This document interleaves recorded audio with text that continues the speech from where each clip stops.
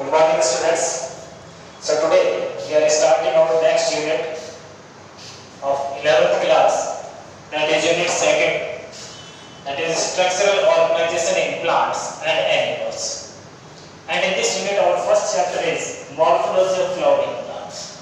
Most of the part of this chapter have been deleted from the syllabus for this year, and the deleted syllabus includes the morphology and modifications of the stem, root, leaves and all things. The left part includes the inflorescence, that is the flower. We will study the whole structure of flower, the appendages of flower, the arrangement of flower and all these. And in this chapter we also have the description of 3 plant families, out of which the families have been written. So we will study only 2 descriptions of only 2 plant kingdoms. So starting with the inflorescence in this chapter. This inflorescence, it is the process of the arrangement or the distribution of flowers on a plant. So the process of arrangement, the development and the distribution of flowers on a plant, that is known as inflorescence. Usually these flowers are modified shoot part of a plant. These are modified shoot part of a plant, and they are usually formed by the change of the apical meristem into the flower meristem. So how they are formed? They are formed when the apical meristem gets changed into the floral meristem. Further, on the basis of whether the shoot part or the shoot tip or shoot apex of a plant continue to grow or it develops the flowers. On the basis of this, the inflorescence, it is of 2 different types. The one is known as the racemose and the other is known as cymose. This, in case of racemose, the main axis of shoot part of a plant, it continue to grow and the flowers are borne literally in the acrobital sexes. That means, if we suppose this is the plant, then the flowers are present at the tip of this plant. This is an acrobital manner of development of a flower. The examples of the plants having this racemose type of inflorescence includes the radish plant and the mustard plant. Radish plant and mustard plant. Now, the second type of inflorescence is known as cymose type of inflorescence. In this type of inflorescence, the main axis terminates into flower. In this case, the main axis continue to grow and then flowers are born in this manner in plants. Here we are having the flowers, that is racemose type. This is racemose type, and in case of cymose, the main axis continue to grow and then it will have a flower at its terminal end, at its apex or at its tip part, and flowers are born in basipetal order. The examples includes the jasmine, the bougainvillea and the sunflower. All these have terminate flowers. So this is about the inflorescence.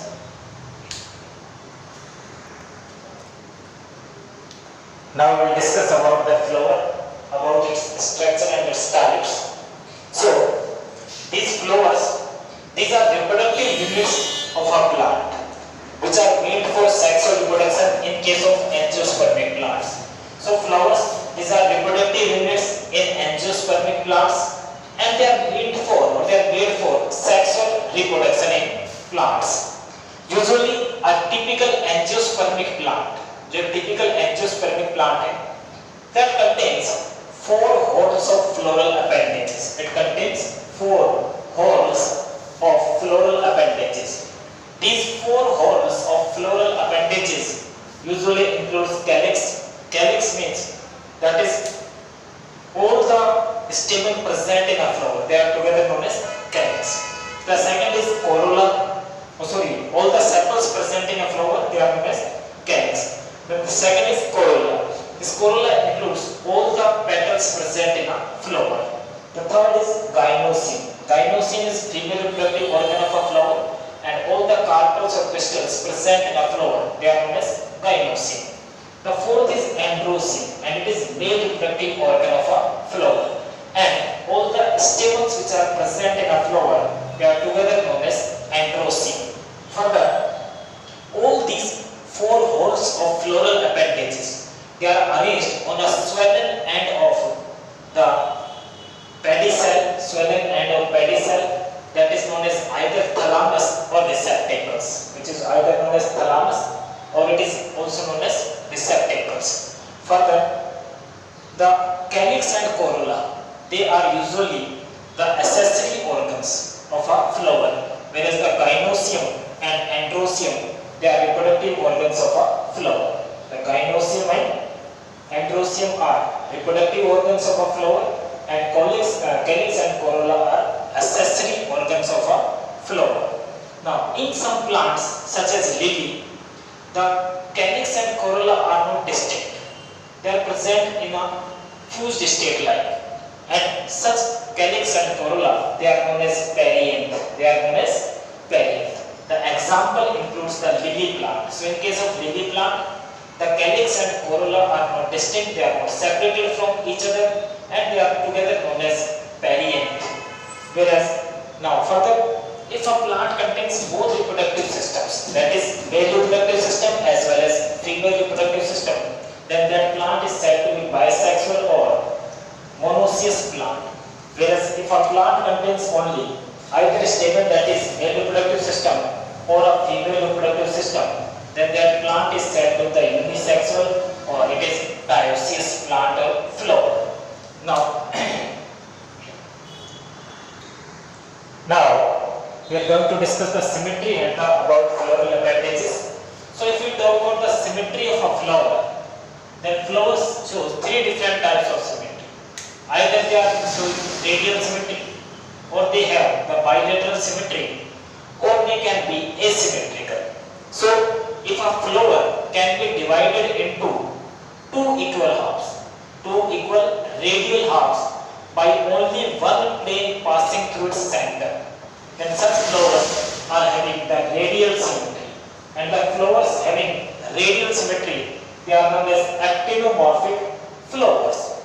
Second thing, if a flower, it cannot be divided into two equal halves by any plane passing through its center, that is through vertically, then it is called the bilateral symmetry. And the flowers having bilateral symmetry, they are known as zygomorphic.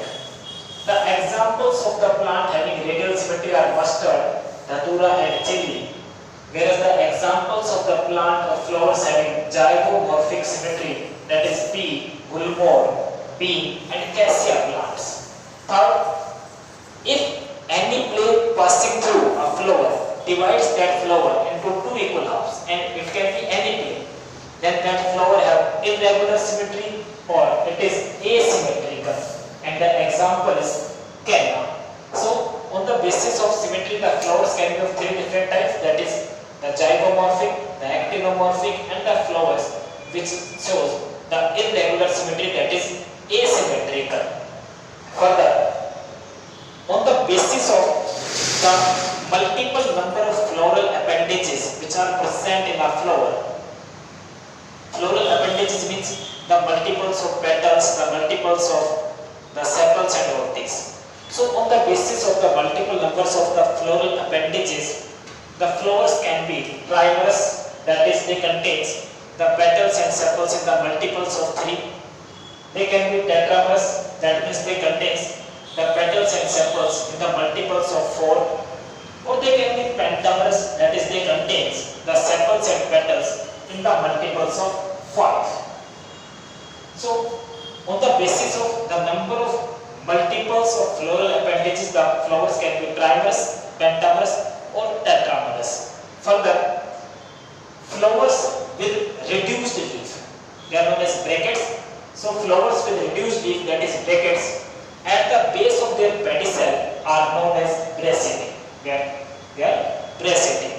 Whereas the flowers which do not have brackets, brackets, they are known as ebracteate. So flowers with brackets, that is with reduced leaf at their base of pedicel, they show the bracteate, they are known as bracteate, whereas the flowers without brackets at the base of their pedicel, they are known as ebracteate. Now, on the basis of the position of the calyx, corolla and androecium with respect to thalamus. What we are saying? On the basis of the position of calyx, corolla and androecium with respect to thalamus in a flower, these flowers, they can be of three different types. That is the hypogynous flowers, the perigynous flowers and epigynous flowers. So first we will discuss the hypogynous flower. In case of hypogynous flower, the gynosium occupies the highest position in the flower. That is, gynosium occupies the highest position in the flower, and all other floral parts are present below this gynosium. So such flowers are known as hypogynous flowers, and in these flowers, the ovaries, they are said to be the superior ones. The ovaries are superior. The examples of the flowers which shows the hypogynous type flowers, or the examples of the plant which have hypogynous flowers includes the China rose plant, the mustard plant and the brinjal plant. So these are the examples of plants having hypogynous flowers. What is the condition in hypogynous flowers? That is, the gynosium is occupying the highest position and all other floral parts are present below this gynosium. So in this case, the ovary becomes the superior. The examples are mustard, brinjal and China rose.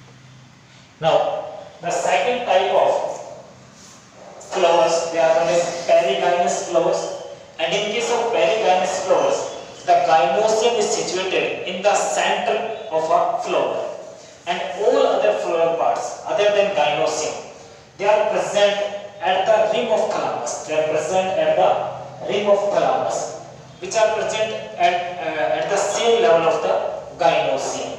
So, in case of perigynous flowers, the gynosium is situated in the center, and all other floral parts are present at rim of thalamus, almost at the same level. That means they all are present at the same level, and in this case, the ovaries are said to half superior. The ovaries are said to be half superior. The examples of the plant which have perigynous flowers includes the plum, the rose and the peach plant. So plum, rose and peach plant are the examples of the plants having the perigynous type of flowers. Now, the third type of flowers, they are known as epigynous flowers. Now, what is this epigynous flowers? So mainly in such type of plants which are having epigynous flowers, the margins of the thalamus, that is the margins of the thalamus, they grows and they encloses the ovary completely.